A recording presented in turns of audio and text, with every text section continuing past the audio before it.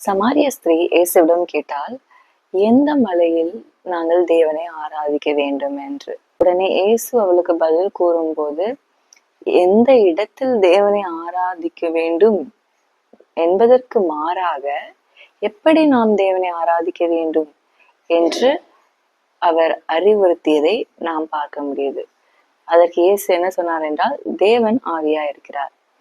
அப்படி அவர் சொல்லும்போது, ஒரு கட்டிடத்திலோ அல்லது ஒரு இடத்திலோ தேவனை நாம் அடக்கி வைக்க முடியாது. ஏனென்றால் அவர் ஆவியா இருக்கிறார்.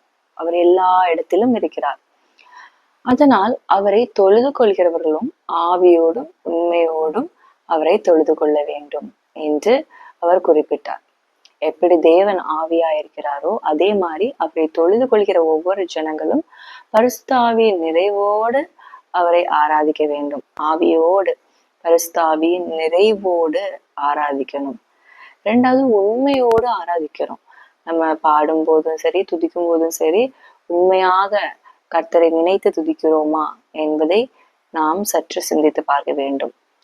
இந்த நாளில் நாம் ஆரம்பிக்கும் போதே ஆவியோடும் உண்மையோடும் கர்த்தரிடத்தில் உண்மையாக இருந்து, ஆவியிலே நிறைக்கப்பட்டவர்களாய் இருந்து, கர்த்தரை உண்மையாக நாம் நேசிப்போம், சேவிப்போம்.